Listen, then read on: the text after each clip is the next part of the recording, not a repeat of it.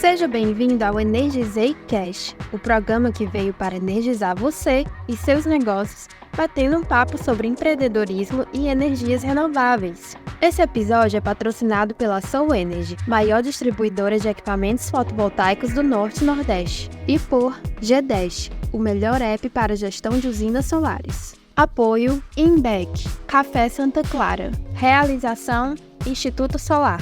Olá, seja muito bem-vindo ao Energizei Cash. Eu me chamo Pedro Vasconcelos, apresentador deste programa, e hoje nós temos como convidada Lila Ricarte, ela que é fundadora da Marketetando, com 17 anos de experiência em marketing e branding e top 50 marqueteiros de 2025. A Lila hoje vai bater um papo com a gente dentro do tema Como perder dinheiro com tráfego pago. Lila, seja muito bem-vinda. Obrigada, Pedro. É um prazer estar aqui. Muito obrigada pelo convite. E eu acho que esse papo vai ser bem impactante, né? De como perder dinheiro. Será que a gente vai ensinar como perder dinheiro, hein? Será? Eu acho que vocês vão ter que ficar até o final para saber. Legal. Pessoal, o tema de hoje está bem bacana. Tráfego pago é uma ferramenta que é utilizada pela grande maioria dos empresários hoje, apesar de que ainda tem gente que não está explorando esse tema.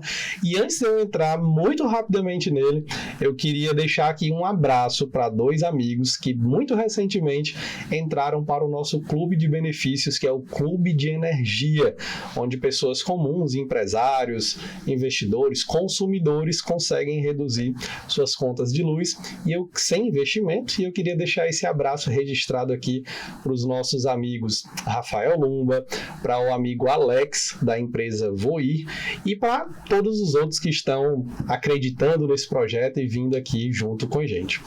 Lila, vamos direto ao ponto. Como perder dinheiro com tráfego pago? Existem tantas formas, Pedro. Existe várias maneiras de perder dinheiro com tráfego, na verdade. Primeiro, quando você faz um investimento sem estratégia, é o ponto principal. Segundo quando você coloca um dinheiro no tráfego, você consegue atrair leads legais, mas você não tem um atendimento que trabalha aquele lead para fazer uma conversão. E a outra forma é você sair atirando para todo lado, sem fazer uma segmentação decente, para você atingir o público que realmente te interessa. Simples assim. Simples assim. É só não fazer esses três pontos. Pronto, pessoal. Muito obrigado pela participação no programa. Eu acho que mais importante, né, do que a gente falar como perder vai ser como ganhar.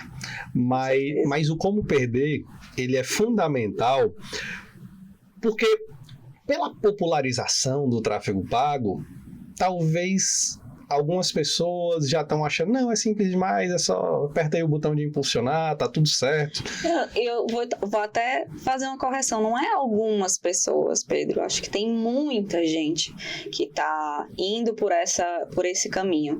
E acontece com muita frequência de pessoas chegarem lá na Marketetando dizendo, eu tentei fazer e não deu certo, eu já paguei fulano, cicrano e beltrano para fazer, não deu certo. Então, é muito comum as pessoas ou tentarem fazer sozinhas porque acham que é simples, ou elas pagarem assim, eu vou pagar fulano porque é mais barato e acabar jogando realmente o dinheiro fora. Bora explorar algum exemplo de algo que deu errado, de repente alguém que chegou lá para vocês que vinha de um histórico de nada dando muito certo, talvez até já nem queria mais fazer tráfego. Tu consegue recordar alguém assim, o que foi que aconteceu, aonde que essa pessoa errou e depois como que isso foi corrigido? Tem muitos casos assim, tem um que era que é até bem recente esse, que era um e-commerce de moda infantil. Ele chegou pra gente, ele já tinha uma pessoa que estava fazendo tráfego para ele durante muitos anos. Na verdade, não era nenhuma pessoa, era uma empresa. E era uma empresa bem conhecida e respeitada no mercado. E quando ele chegou pra gente com essa demanda, a gente até estranhou, porque é uma empresa que a gente conhece por fazer um bom trabalho. E aí ele primeiro... meu filho me ligando, gente, foi mal, perdão. E aí o que aconteceu? A gente... Primeiro ele pediu pra gente analisar as campanhas, né? E quando a gente entrou no gerenciador de anúncios para ver as campanhas dele, tipo assim, só tinha um anúncio rodando, com uma verba absurda jogada dentro desse um anúncio. O anúncio não tinha uma copy, não tinha... Tava bem solto, na verdade. E esse mesmo anúncio já estava rodando há muito tempo. Não tinha, assim, a questão da otimização, de trocar os criativos, de fazer as otimizações, isso realmente não estava acontecendo. E aí, quando a gente trouxe para dentro, né, ele realmente decidiu rescindir com a equipe dele lá e veio para Marquetetando, a gente conseguiu fazer com que ele tivesse um retorno substancial. Em 3 meses foram 10 mil investidos e com um retorno de 860 mil reais em venda. É muito dinheiro. Mas com um ajuste, assim, que em tese era simples. Feijão com arroz. Eram anúncios criativos, mais impactantes, com uma copy bem estruturada, com um CTA que levava para o canto certo, e está acompanhando isso com uma frequência que realmente vai fazer sentido para as otimizações do negócio. Tava de uma forma que ele lançava uma coleção numa segunda-feira, na sexta-feira ele já estava com a coleção esgotada. Então, foi um cliente que veio para a gente com essa demanda e foi um trabalho, assim, bem legal para a gente desenvolver esse resultado para ele. Legal. E um exemplo que teve um retorno em prazo bem curto até, né? 3 meses Não é comum, tá, gente? Não achem que esse milagre acontece sempre em 3 meses. Mas, como a gente criou uma estrutura para ele já tinha uma base que era bem aquecida, a gente conseguiu trabalhar não só o público frio, mas como também o público quente que ele tinha na base. Legal. Vamos voltar para os 3 pontos que tu trouxe? Qual foi o primeiro? Você lembra a ordem? Não precisa ser na ordem, não. Vamos raciocinar aqui. Eu acho que estratégia, salvo engano, que é a primeira coisa que tu trouxe. Né? Me dá um exemplo de estratégia ruim para quem pensa em tráfego. Uma estratégia para perder dinheiro. Uma estratégia para perder dinheiro. O primeiro ponto que eu acho é você não criar a campanha antes, planejar a campanha antes, né? Já tendo ali em mente o que é essa estrutura. Esse tipo de anúncio vai ser para esse público, esse tipo de anúncio vai ser para esse público, esse grupo de anúncios vai ser para tal público. Eu vou fazer só Meta, eu vou fazer só Google, eu vou fazer os dois, eu vou fazer por quanto tempo cada anúncio vai rodar, quanto de verba vai ser investido em cada um desses anúncios. Tudo isso precisa ser mapeado antes, porque dessa forma a gente consegue ter controle do que está acontecendo dentro da campanha. Se a gente viu que um anúncio já não está performando bem, a gente já sabe para que era aquele anúncio, a gente já faz uma mudança estratégica para que aquele anúncio tenha uma nova entrega e a gente fazer essa modificação rápida.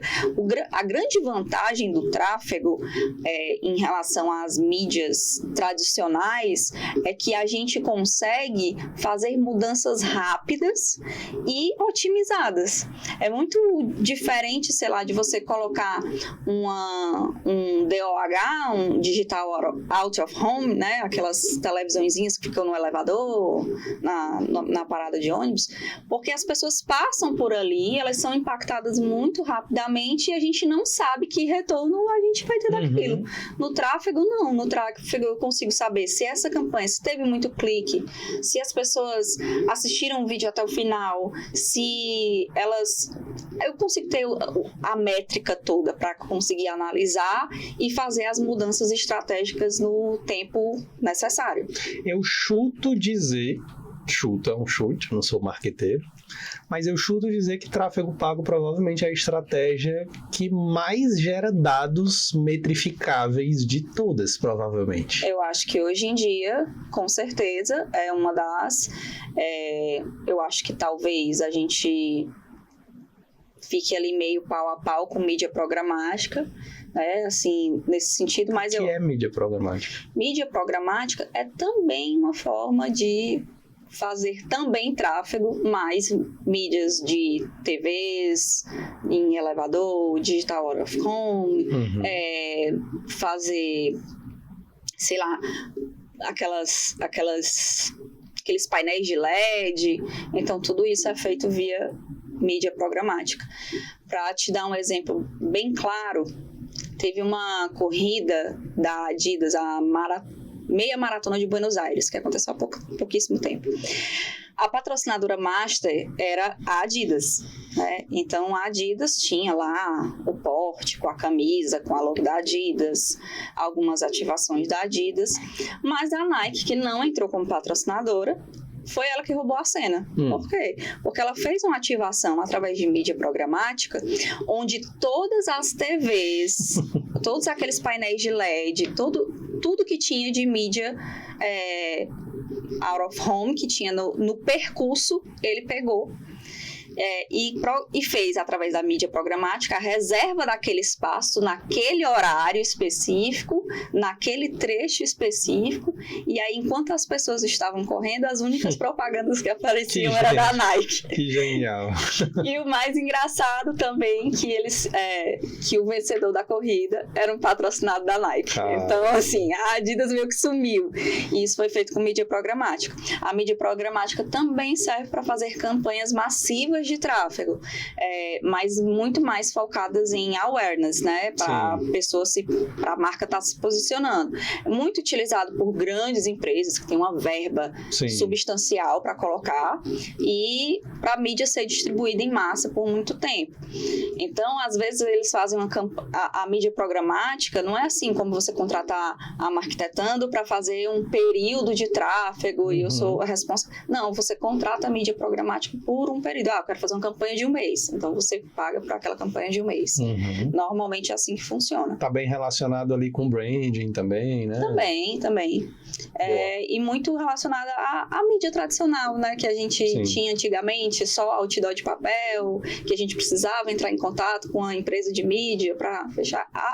A diferença da programática é que eu não preciso ficar falando com todas as empresas de mídia. Eu consigo programar todas dentro de uma única plataforma. A gente falou estratégia, né? Deixa eu te forçar aí para ver se a gente lembra as outras duas. A minha memória é péssima, eu tô precisando da Selma. Alguém lembra? Vamos lá, estratégia. Você vai lembrar que você é jovem. Calma. Eu deveria lembrar, né, também? Você também. Você é mais novo que eu, inclusive. Lembrei de uma. Estratégia... Parece até que foi ensaiado quando tu respondeu. Foi muito rápido. A gente vai ter que voltar o vídeo para ver, pessoal.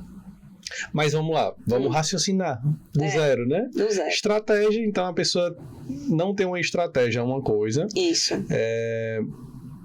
É complicado porque a estratégia resume muito. Resume muita coisa. Mas vamos mais técnico. Então, mais tecnicamente falando, sei lá, dentro das plataformas, o que pode ser um erro, assim, crasso para perder dinheiro? Tipo assim, tô dentro do meu gerenciador de anúncio, independente da plataforma. Aonde que é fácil errar ali e perder dinheiro? Na verdade, Pedro, eu acho que em todas as etapas existem muitas aberturas que são suscetíveis ao erro. Quando eu acho que um dos maiores erros que acontece com mais frequência é a questão dos próprios criativos. Você não saber que tipo de criativo vai converter mais, você às vezes sobe uma peça estática, você não tem ali uma estratégia de comunicação com um roteiro bem estruturado para chamar a atenção do público querer clicar realmente naquele anúncio. Eu acho que a gente parte daí. A gente pode errar muito também em relação à própria segmentação, a segmentação dentro das plataformas, e aí eu falo tanto de Google, quanto de Meta, quanto de TikTok, LinkedIn. A segmentação dentro das plataformas, muitas vezes, elas são feitas de forma superficial. Eu quero atingir pessoas dentro da aldeota que, sei lá, de homens de 40 anos para cima, e é isso. Mas muitas vezes a gente esquece de fazer segmentações que são extremamente importantes para a gente conseguir entender quem é o nosso público. Então, por exemplo, se eu quero fazer um anúncio para um público que o meu produto é um ticket um pouco mais alto, eu consigo segmentar para, por exemplo, donos de iPhone 15 para cima. Porque, com certeza, é uma pessoa que tem ali uma grana mais substancial. Tem a probabilidade de ser uma pessoa tem que chance, né? Ou então de pessoas que têm interesses em lojas A, B, C, D, A. Ou então carros específicos, ou então marcas específicas. Eu consigo, inclusive, colocar pins em condomínios específicos. Eu quero que o pessoal do Alphaville, Eusébio, receba esse anúncio. Então, isso tudo é possível. Qual é a questão aqui? Porque se a gente não fizer essa segmentação de forma muito inteligente, com esses complementos, se eu fizer uma segmentação só com o PIN lá no Alphaville, eu vou impactar tanto os moradores do Alphaville, quanto os empregados que trabalham no Alphaville, quanto qualquer pessoa que esteja passando, sei lá, de bicicleta ali próximo ao Alphaville, ela vai ser impactada por esse anúncio. Mas se eu fizer essas segmentações complementares, eu consigo fazer, de fato, um filtro inteligente. Outro ponto, lembrei do outro. Outro ponto era a questão do comercial. Boa, verdade. Né? Era o pós-tráfego, né? É o pós-tráfego. Que eu acho que é uma das etapas mais importantes do processo, porque é aquela coisa, quando eu gero demanda, eu vou gerar uma demanda X. Agora, um exemplo que muitas pessoas às vezes não consideram. Se, sei lá, eu estou precisando comprar uma capa para o meu iPhone. Eu vou mandar mensagem para 3 lojas de capa de iPhone. Quem me responder primeiro vai ter a prioridade. Se eu mando a mensagem para uma loja que vai me responder amanhã, talvez eu já tenha comprado. E as pessoas esquecem desse detalhe. Então, quando as pessoas entram em contato através do tráfego, elas mostram que elas têm um interesse genuíno naquilo. Então, se ela tem um interesse genuíno, o meu atendimento precisa ser o mais breve possível para que o cliente não fique muito tempo esperando por um retorno, que é péssimo, ninguém gosta de ficar esperando. Ele precisa ser muito mais comercial do que receptivo, que é uma coisa que acontece muito. A pessoa do tráfego vem e diz assim: olá, boa tarde. Aí a pessoa responde: boa tarde. E aí fica... Não, tem que conduzir a conversa com a pessoa. Quem está recebendo aquele lead precisa dominar a conversa. Então, é essa pessoa que vai chegar e vai dizer assim: boa tarde, tudo bem? Eu sou fulana de tal, eu estou aqui representando a empresa tal, eu consigo te ajudar com tais soluções. O que é que eu posso fazer por você hoje? Eu tô sempre devolvendo a pergunta para outra pessoa, estimulando a conversa. Mas a maioria das pessoas que começam a investir em tráfego, primeiro, elas não têm uma pessoa para estar recebendo os leads, né? Então, sei lá, se digamos que eu estivesse começando o meu negócio agora, começar a botar o tráfego, provavelmente eu estou botando para o meu celular. E aí, como eu sou a dona da empresa, eu estou fazendo isso, eu estou fazendo aquilo, eu estou numa reunião, eu estou gravando podcast, não sei o quê. Quando eu for responder meus leads, é tarde demais. Então é importante ter essa pessoa, e é importante que essa pessoa, se ela não tiver, ela esteja muito disposta a aprender uma conversa mais comercial nesse sentido. Uhum. Isso é uma coisa que acontece com muita frequência. Tem muitas clínicas que a gente atende que a gente precisou trabalhar, e até a questão da mentalidade do time de recepção, que era o time comercial, para que elas realmente conseguissem fazer essa conversão. Mas às vezes o pessoal desse time cria uma resistência, tipo assim: tá querendo dizer como é que eu tenho que falar com o cliente? Então, mas assim, infelizmente a gente lida com o comportamento humano, e o comportamento humano, ele precisa se moldar. Quando a gente quer vender, a gente precisa entender do comportamento humano para poder se moldar aquilo que realmente funciona. Então, acho que essa etapa comercial, ela realmente faz diferença. Falando dessa parte do tráfego, uma forma que eu já ouvi, né, uma pessoa comentando sobre tráfego e comercial. É a mesma... Não ter um bom comercial no tráfego, na verdade, a responsabilidade do tráfego, ela é muito mais colocar as pessoas passando na porta da tua loja, né? Isso. Agora, se o teu vendedor na porta da tua loja vai ser um bom recepcionista, vai ser simpático, vai trazer a pessoa para dentro, vai converter, é outra história. E outra linguagem para ficar mais fácil para os demais entendedores, é como se eu botasse a bola na cara do gol. Se o cara não for lá e botar a bola para dentro do gol, não vai ser gol nunca. Uhum. Então, o nosso papel é conduzir as pessoas para botar as pessoas na tua mão. O que tu vai fazer com elas, aí já é a responsabilidade do Pedro, entendeu? Eu queria voltar para a parte técnica, porque a gente observou ao longo do tempo, as plataformas elas estão cada vez mais, pelo menos a impressão que eu tenho, né? E eu vou dar um foco para a minha fala aqui, mais para a Meta, é uma plataforma que eu já acompanhei um pouco mais de perto. Há um bom tempo atrás, alguns anos atrás, todo mundo falava, faz esse hackzinho aqui, vai mais ou menos por aqui, que tende a dar mais resultado. E, de fato, eu recordo que algumas coisas programadas num certo formato tendia a ser melhor do que se você deixar de uma forma mais solta. Só que a gente tem percebido que isso tem ficado, parece, e aí eu quero até validar isso contigo, parece que isso está diminuindo muito, porque a própria plataforma fica enchendo o teu saco agora dizendo assim, não faça isso que você está fazendo, faça isso, né? Nem me programe, me deixe livre. A Meta ela já está quase dizendo isso pra gente, eu já sei o que é que tu quer, eu já sei quem é teu público, me deixa solto. Eu queria que tu trouxesse, e aí a gente percebe esse movimento muito por causa de inteligência artificial, evolução das plataformas e tudo mais.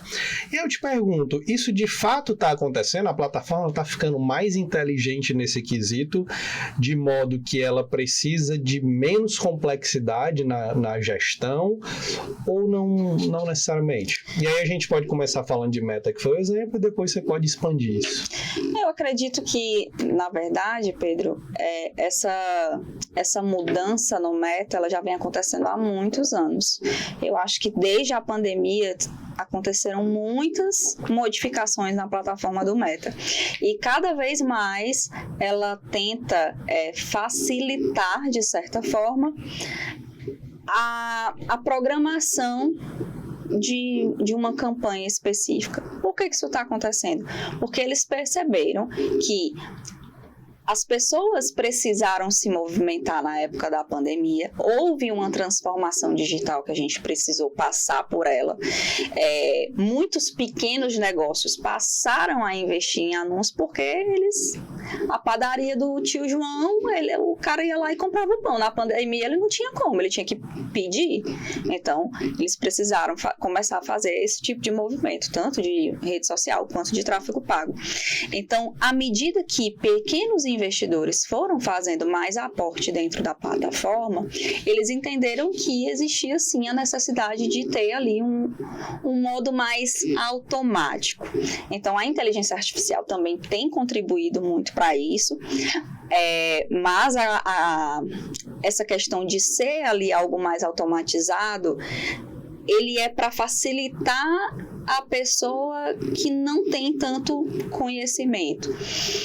Mas uma campanha realmente bem estruturada, com todos os pontos amarrados, eu ainda acredito que ela é bem melhor feita por um humano. Sim. Né?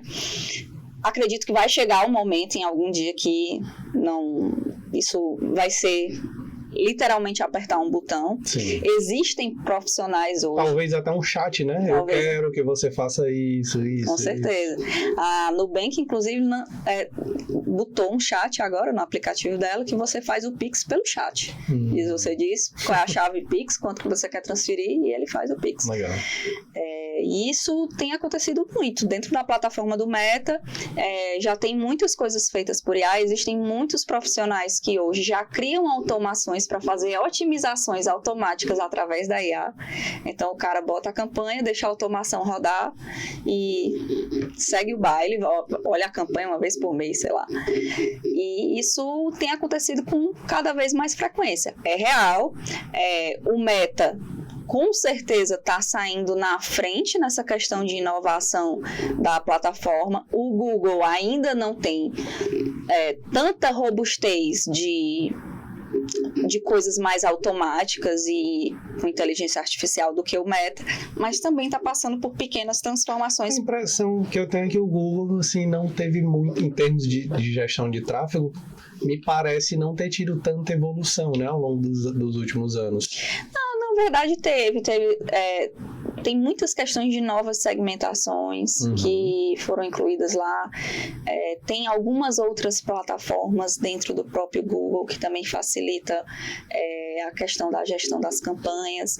Mas o grande ponto é que existe uma grande diferença entre a plataforma Meta Ads, TikTok Ads, LinkedIn Ads para o Google.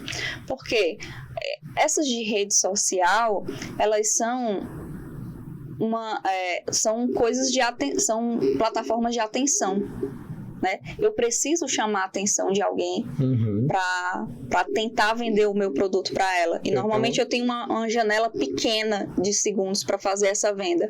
Dentro do Google, não. O Google ele é uma plataforma de intenção. Sim. Então, quem vai receber aquele anúncio é quem realmente botou lá no Google que está buscando por aquilo. Então, existe essa diferença entre as duas plataformas. Eu, pessoalmente, eu sou muito fã do Google, porque ele realmente, eu sinto que ele traz, para quem quer lead quente, realmente o Google ele consegue trazer mais, mas se a pessoa quer posicionamento, quer ser mais conhecido, quer, sei lá, se vender mais antes de fazer o Google, existe sim essas plataformas adicionais das redes sociais, como o Meta e outras mais. Boa. Uma pergunta bem importante aqui. Existe um valor mínimo ou estrutura mínima para que uma empresa precise ter antes de investir em tráfego para não perder dinheiro? Pedro, eu acho que, assim, uma estrutura mínima, nem tanto, sabe? O que eu recomendo é que essa pessoa tenha a conta de anúncio bem plugada no gerenciador de negócios, né? Porque se ela não tiver, quando for na frente que for precisar plugar, vai ser um Deus nos acuda. Fazer essa configuração inicial direitinho, gerenciador de negócio, página do Facebook linkada junto com o Instagram e até a própria conta do WhatsApp, para que isso seja, para que tudo flua num grande ciclo que seja fluido mesmo, que tenha fluidez. Mas, assim, questão de investimento, eu recomendo o mínimo R$30 por dia. No mínimo, porque menos do que isso, assim, não vai te dar um resultado substancial que tu consiga ter ali na mão para tu olhar. Então tu vai, assim, pode até ter, mas vai ser bem mais lento. Sim. Sabe? Então, se eu estiver investindo R$10 por dia, vai chegar, sei lá, 2 leads. Vai precisar de 3 dias para conseguir ter o que talvez eu faria em um. Exatamente. Então acaba que isso muitas vezes é um caminho que gera muita frustração para o empresário, porque ele tem pouca grana, ele investe porque ele está precisando faturar mais, mas ele não investe o suficiente para que ele tenha um volume de leads ali que seja suficiente para ele converter. Qual é a lógica do sentido? Digamos, eu preciso de 2 leads, que 2 leads fechem comigo por mês. É a minha meta de faturamento para fazer sentido o meu negócio. Então, a cada 2 meses eu preciso fechar 2 clientes. Aí eu tenho que fazer a métrica inversa. Se, sei lá, o meu comercial, ele precisa conversar com 15 pessoas para fechar uma, Então, se eu preciso de 2, eu vou precisar que 30 pessoas conversem com o meu comercial. Então, se eu preciso que chegue 100 leads para que 30 realmente, de fato, queiram conversar comigo, com o meu comercial, então eu preciso trazer 100 leads. Aí eu vou ver quanto que eu preciso, mais ou menos, a gente consegue fazer ali uma simulação para a gente ver quanto que eu preciso de investir para trazer 100 leads que vão converter em 30, que vão converter em tanto e que realmente vai trazer os 2 que vão fechar. A engenharia reversa, né? Exatamente. É o que faz mais sentido hoje. Então, eu acredito assim, que muitas vezes a gente quer segurar um pouco a verba porque a gente tem receio, né? Tem muita gente que tem medo de investir em tráfego porque existem muitos testemunhos negativos, né? Investir e não conseguir nada, fiz isso e não consegui nada, mas é porque eu acredito que as pessoas realmente não fizeram um investimento. Foi-se o tempo, foi-se o tempo onde tráfego pago, o pessoal falava, tráfego é mídia barata. Foi-se o tempo. Deixou de ser, né? Deixou de ser.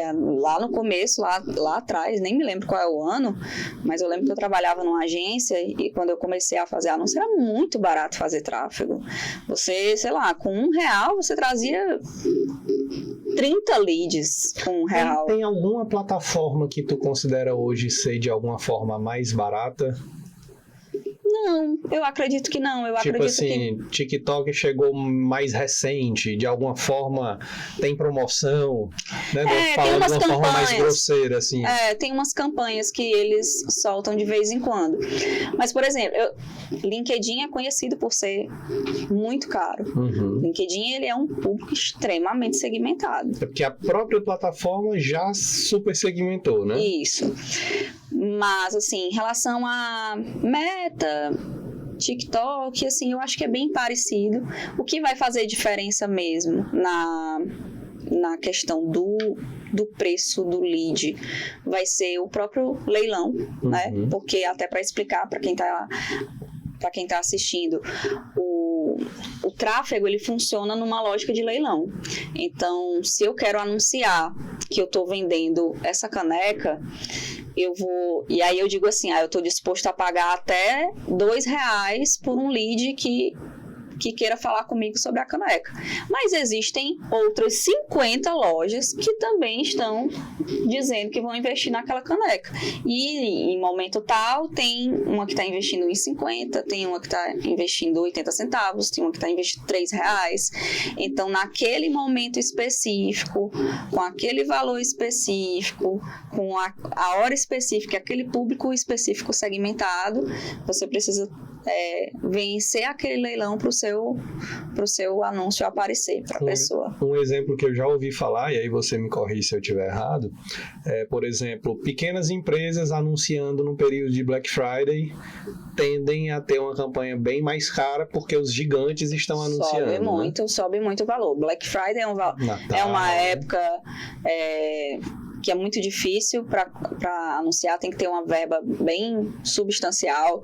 Dia dos Namorados, Dia das Mães, Dia dos Pais, Natal, como você falou. Porque as grandes empresas vieram para o tráfego também, exatamente. Né? E não só isso, assim, as grandes empresas vieram, as médias vieram e as pequenas vieram também.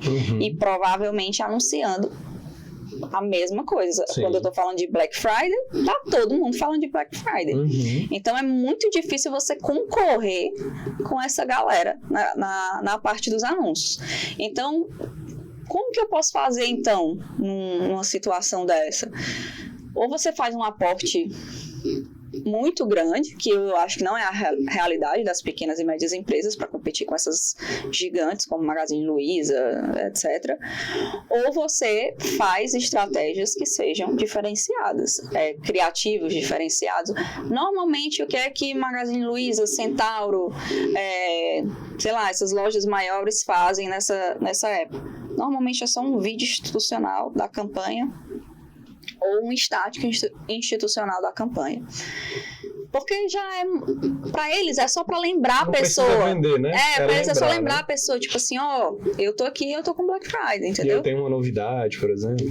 E no caso das pequenas e médias empresas, não, elas precisam se fazer do anúncio para vender e atrair a pessoa para aquilo ali. Então, ela precisa ter uma estratégia comercial por trás daquele anúncio para dizer assim, qual é o produto que eu vou destacar, qual é a precificação desse produto que a gente vai colocar lá.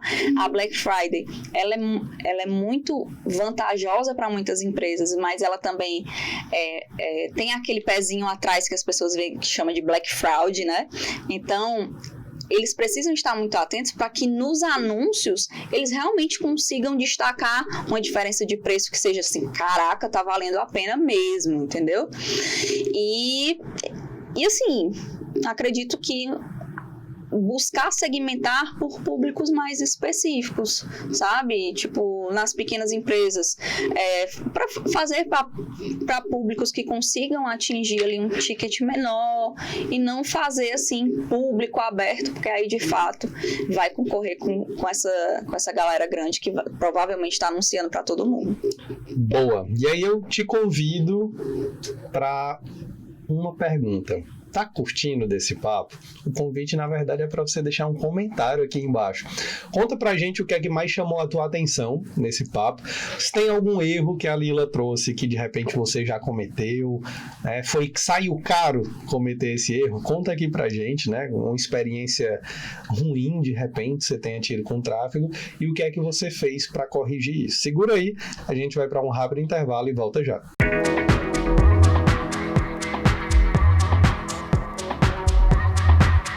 Vem aí o Conensol 2025. Nos dias 18 e 19 de setembro, Fortaleza será o ponto de encontro de quem quer lucrar com usinas solares. Você vai descobrir como transformar energia solar em renda passiva com segurança, escala e retorno previsível. Do planejamento à gestão, tudo o que você precisa para investir com inteligência e lucrar com usinas solares. Garanta sua inscrição gratuita agora. Escaneie o QR Code ou acesse o site institutosolar.com/Conensol. Conensol 2025. Transformando usinas solares em negócios rentáveis e recorrentes. O Instituto Solar tem como missão difundir e popularizar a energia solar. Desde 2018, ajudamos pessoas a entrarem no setor de energia solar e conquistarem a liberdade profissional.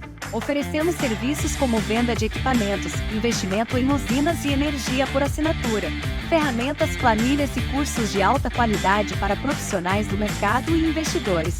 Formações e mentorias in company para capacitar você no mercado de energia fotovoltaica. Instituto Solar. Sua jornada na energia solar começa aqui. Acesse nosso site e redes sociais para saber mais.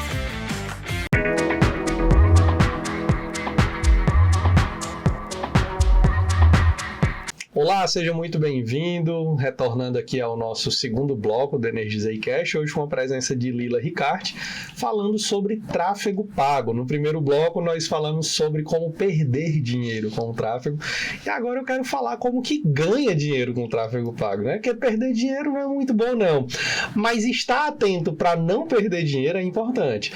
Mas Lila, quero ganhar dinheiro, eu quero faturar, eu quero fazer o meu negócio prosperar, crescer com o tráfego pago. O que é que você chama a atenção dos empresários, né? Qual que é o segredo? Bom, o segredo está em você não ignorar os detalhes.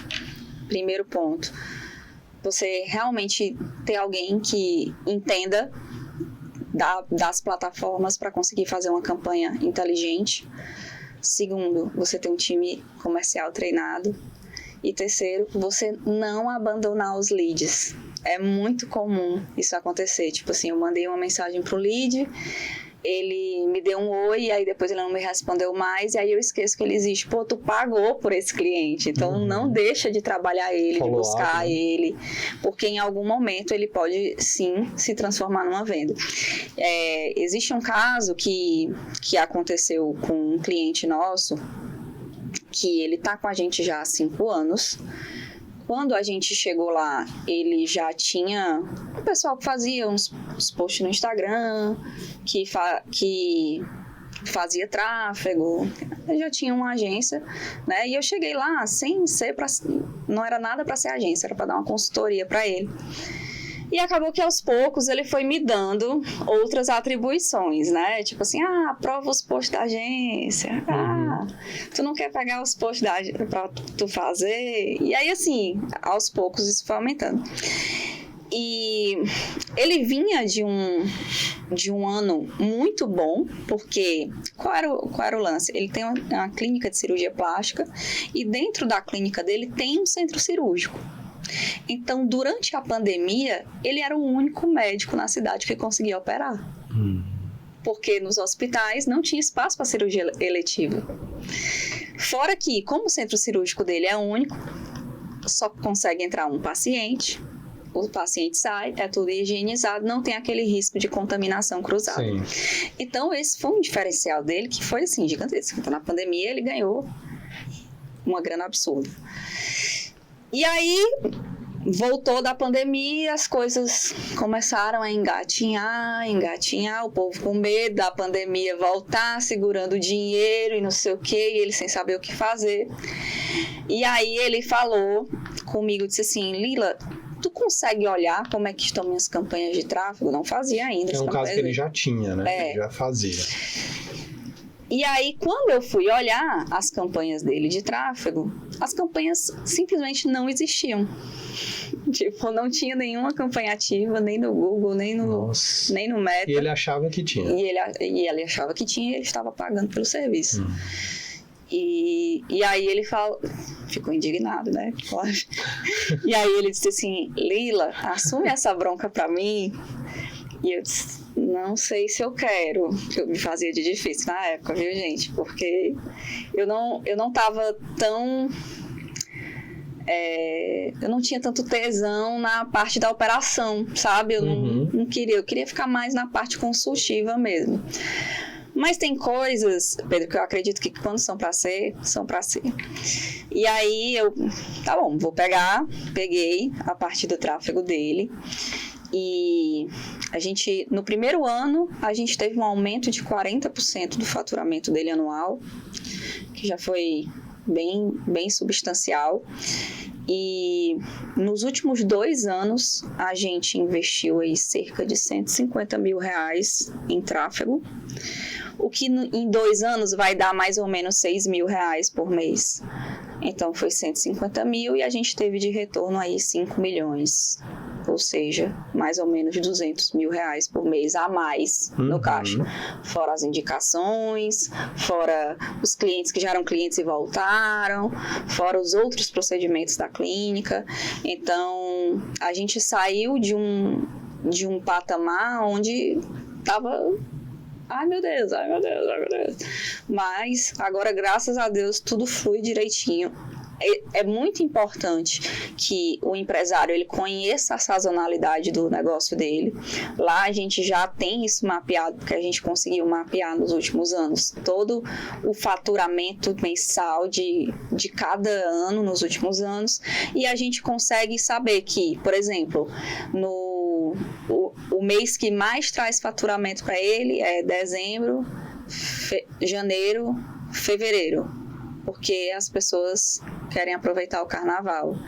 Aí, março dá uma parada, abril dá uma parada, maio dá uma parada, mas aí vem junho, julho, que é férias, e agosto ainda pega um pouquinho.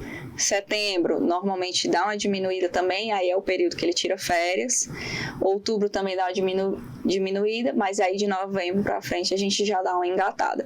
Então, é importante a gente entender essa lógica para a gente saber, primeiro, quanto que a gente vai investir de tráfego em cada época.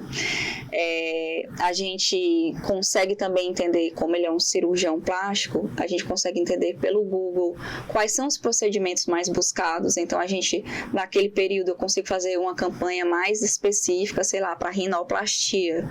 Então, a gente vê que a galera está procurando muito, então a gente taca o pau, assim, de botar a grana nas campanhas de rinoplastia.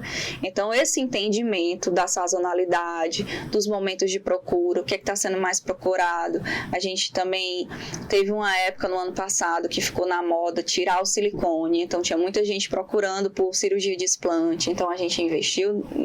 Então, é entender esse movimento do próprio mercado, não só do mercado como um todo, mas do próprio mercado. Esse autoconhecimento do seu negócio, ele realmente traz uma clareza muito maior do que fazer.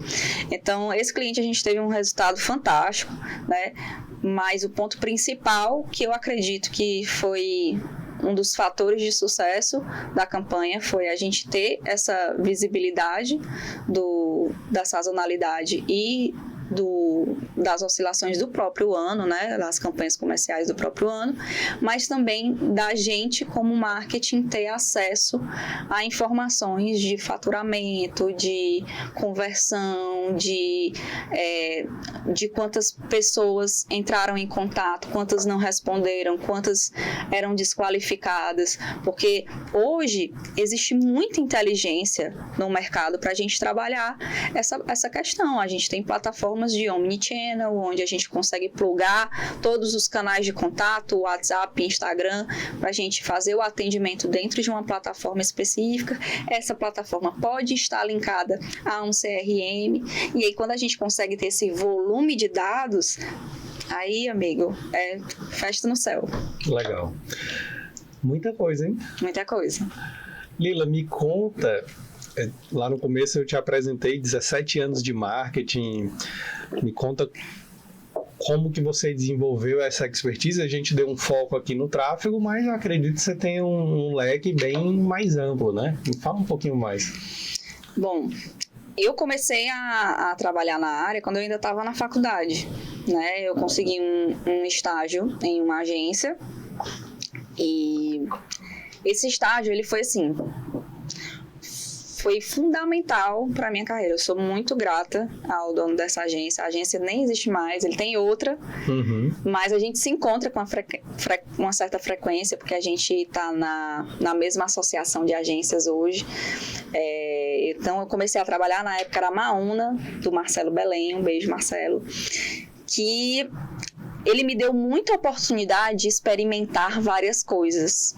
Então, lá na agência, eu aprendi a fazer fotografia, eu aprendi a fazer um design, eu aprendi a, escrever um copy, que naquela época a gente nem chamava de copy, era de web writing, né? Tinha um nome diferente.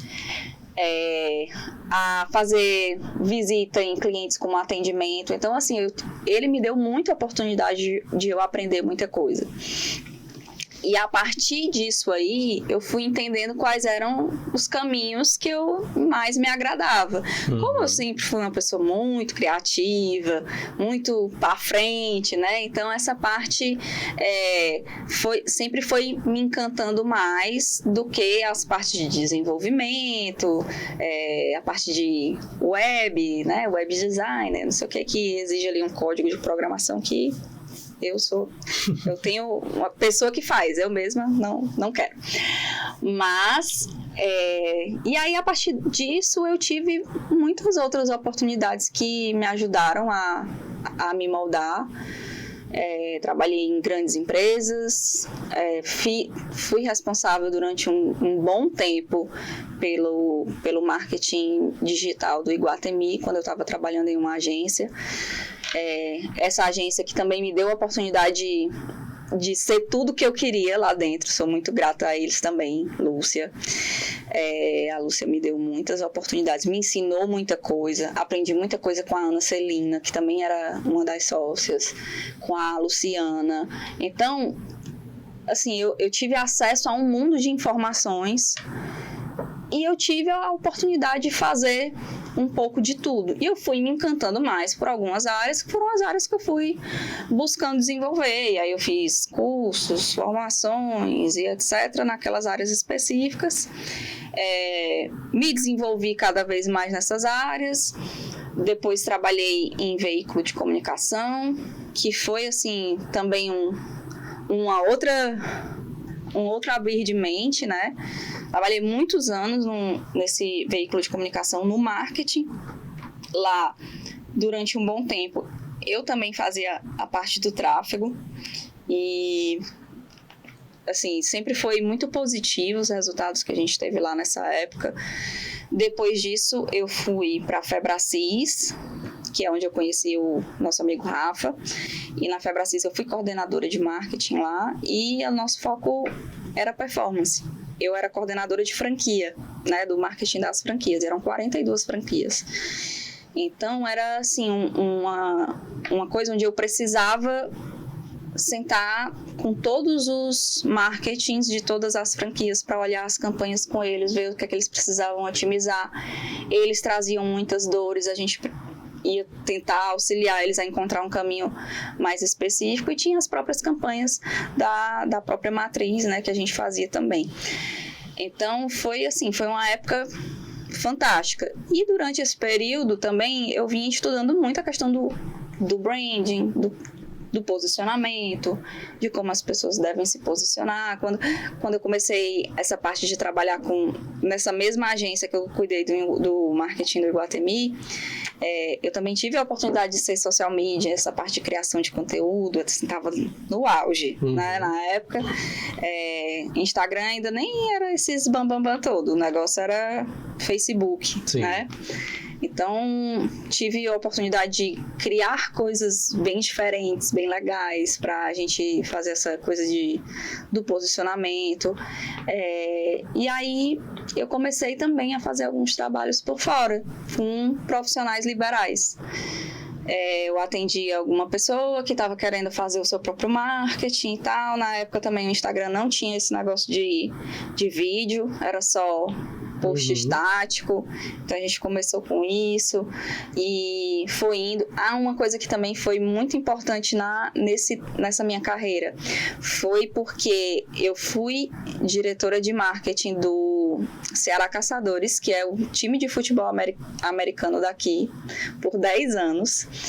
E lá eu também tive a oportunidade de fazer muita coisa diferente, porque eu tinha uma liberdade muito grande. Então, desde as campanhas para venda de ingresso, campanha de jogos, de eventos específicos, ações de live marketing. Então, a gente fazia de tudo lá. Então, assim, foi uma experiência muito positiva para mim também. Nessa época, o marketing do Caçadores era sempre muito elogiado pelos veículos esportivos, porque a gente era muito organizado, a gente fazia tudo muito direitinho. Então, foi algo assim que realmente, por um bom tempo, eu achei que eu fosse seguir carreira no marketing esportivo. Mas marketing esportivo não dá tanto dinheiro, a não ser que você trabalhe com futebol mesmo, né? O Brasil é muito segmentado por futebol, né? Legal, Lila, vamos conhecer um pouquinho dessa tua longa história aí com marketing e passar por todos esses locais. Eu acredito que gera um aprendizado muito forte, né? Muito, porque você tem contato com pessoas muitas vezes mais experientes que você, pessoas que nem são tão experientes, mas que vêm com uma nova visão para abrir a cabeça. Às vezes a gente está ali com a cabeça muito focada em algo específico que a gente não consegue o hiperfoco, né? E a gente não consegue desenvolver ali uma ideia, mas chega uma pessoa com uma ideia nova, com um frescor, e aí isso também nos dá a oportunidade de a gente fazer coisas diferentes que vão fazer a diferença.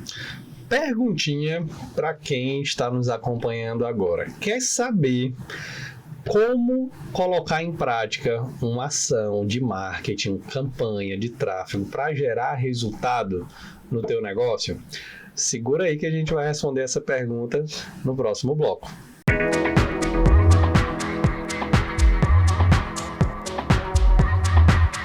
Vem aí o Conensol 2025. Nos dias 18 e 19 de setembro, Fortaleza será o ponto de encontro de quem quer lucrar com usinas solares. Você vai descobrir como transformar energia solar em renda passiva com segurança, escala e retorno previsível. Do planejamento à gestão, tudo o que você precisa para investir com inteligência e lucrar com usinas solares. Garanta sua inscrição gratuita agora. Escaneie o QR Code ou acesse o site institutosolar.com/Conensol. Conensol 2025. Transformando usinas solares em negócios rentáveis e recorrentes.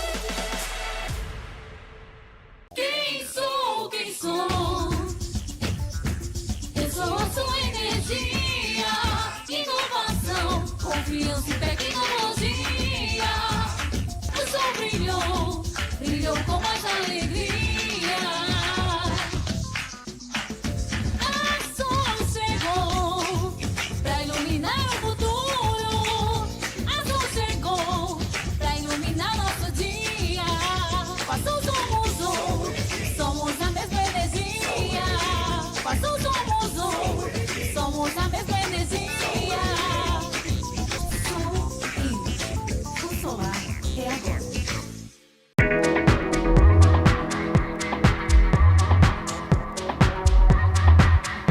Olá, estamos de volta ao nosso último bloco do Energizei Cash. Como prometido agora há pouco, vamos entender, Lila, como que a gente coloca no ar uma campanha de sucesso, né? Qual que é o segredinho, assim? O que é que eu preciso ficar atento? E quem que eu procuro? Eu acredito que é importante você estar atento aos movimentos de mercado, atento ao seu próprio negócio, aos dados do seu próprio negócio, quem é o seu público, como que ele quer, como que ele se comunica, como que você precisa falar com ele e ter uma estratégia focada, bem sucedida, feita por alguém que é especialista. E aí, nesse caso, você pode procurar a Marquitetando, que é a nossa agência. Aproveita e fala, né? Qual é o público que a Marquitetando atende, quais são os serviços que vocês prestam.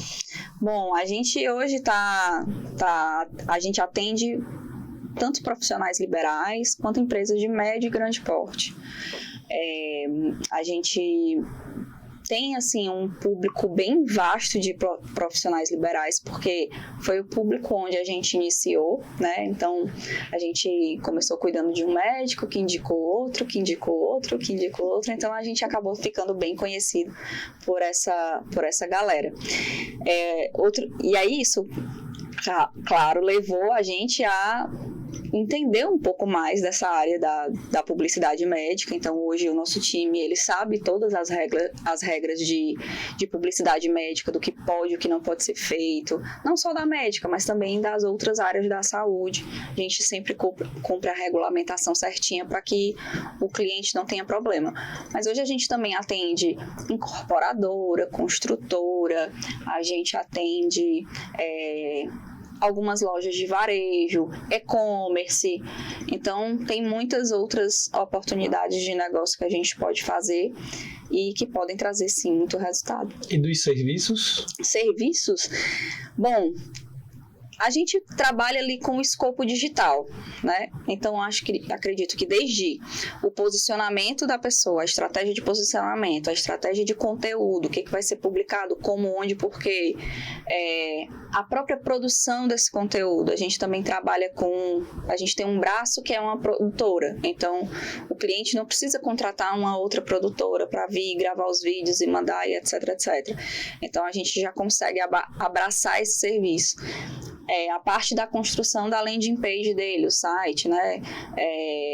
A parte de performance, tráfego, implantação de CRM, acompanhamento do comercial, tudo para que o ciclo funcione da forma certinha. A gente falou muito de tráfego hoje, Pedro, mas as pessoas precisam entender que o tráfego é um grão de areia de um universo gigantesco que a gente tem dentro do digital.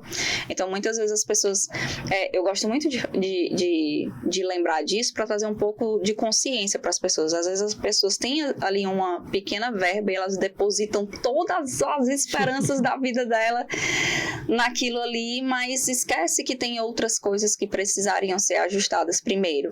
Então, muitas vezes o cara faz uma campanha de tráfego que não vai trazer resultado, porque quando ele faz a campanha, o Instagram dele tá parado. Então, eu trago o cara pro Instagram que não tem nada.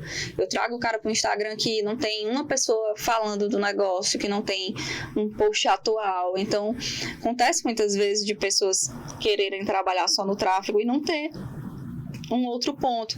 Eu digo que o que acontece muitas vezes é que o Instagram, ele é como se fosse o seu atestado de de estou vivo, né?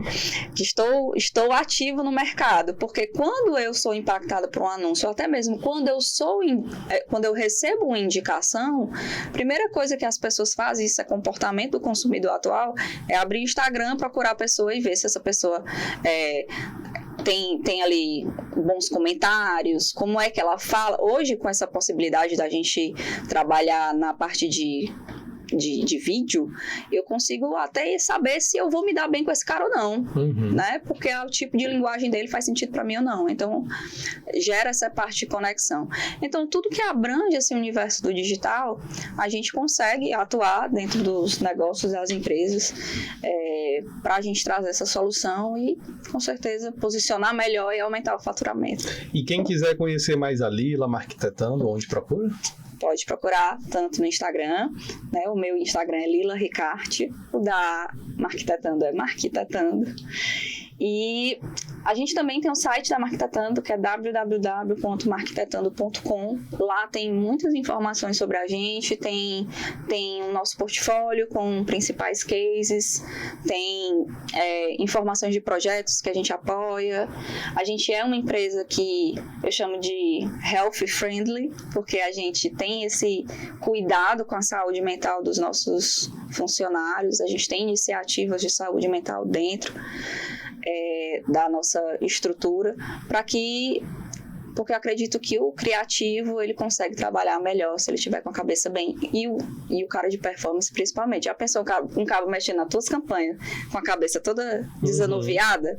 Vai fazer alguma besteira. Então pode procurar a gente lá. Não sei se vai botar em algum lugar, mas eu posso também... Vai estar aqui na descrição. Botar o contato do nosso atendimento para você falar direto com a Natália, que é o nosso atendimento, e marcar uma reunião com a gente pra gente, quem sabe, fechar um negócio. Boa. Lila, sucesso nos seus negócios, que você possa marquetetar aí por longos anos. Obrigada, Pedro. Obrigada a todos que assistiram até aqui e espero que até breve. E para você que nos acompanhou até aqui, muito obrigado, um grande abraço e a gente se vê no próximo Energizei Cast. Fica com Deus e até lá.